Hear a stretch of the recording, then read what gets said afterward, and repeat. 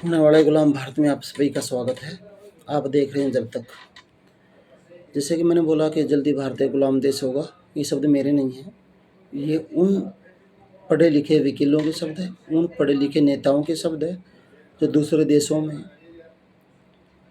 पढ़ाई करके आए हुए हैं। बड़ी बड़ी यूनिवर्सिटी से, कॉलेजों से उन्होंने पढ़ाई की है, चाहे वो पक्ष हो, चाहे वो सत्ता पक्ष हो, चाहे वो विपक्ष हो।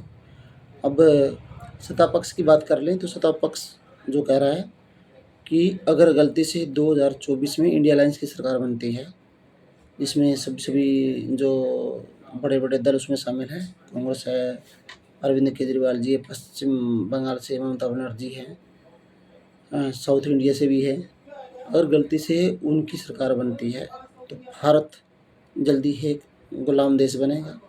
भारत एक बँटने वाला मुल्क बन जाएगा। भारत में भाषा के आधार पर भारत को टुकड़े होंगे, तो जिससे कि भारत एक जो गरीबी की बदहाली है उसकी संख्या बढ़ेगी। भारत एक हॉटलाइन पे भी जो बात कर रहा है वो बातें नहीं हो पाएंगी। दूसरी ओर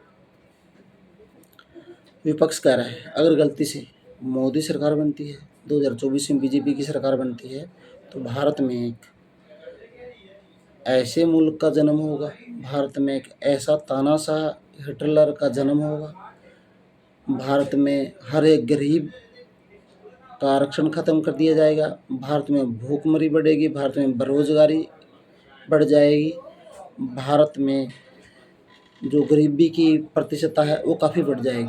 अब हमें ये नहीं मालूम चल रहा है हम किसकी बातों पे यकीन करें।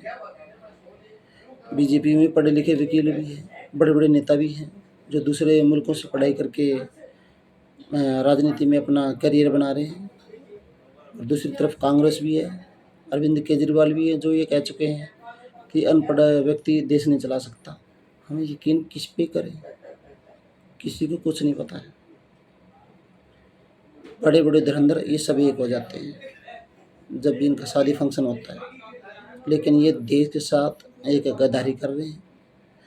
अब हमें पता ही नहीं है कि 2024 में हम किसका साथ दें, लेकिन एक चीज़ क्लियर है, भारत में अगर सत्ता पक्ष की माने चाहे विपक्ष की माने, अगर भारत की दूरदर्शा होती है, भारत की बदहाली होती है, तो उसमें किसी किसान, मज़दूर, मनरेगा मज़दूर या आम लोगों का कोई हाथ नहीं होगा। उसको गरीब बनाने में, भारत की दुर्दशा खराब करने में, भारत की स्थिति को बिल्कुल डैमेज ख़त्म करने में एक पढ़ा लिखा व्यक्ति का ही हाथ होगा। अब हमें ये नहीं पता कि वो सत्ता पक्ष का होगा या फिर विपक्ष का होगा। मेरा पहला ही आज ये मैं जो आपके सामने मेरी बातें रख रहा हूँ, पहला ही मेरा व्लॉग था, पहले ही मैं अपनी बात रख रहा हूँ। अगर मेरी बात आपको अच्छी लगी है तो ज़्यादा से ज़्यादा मात्रा में आप इस बात को शेयर करें। धन्यवाद।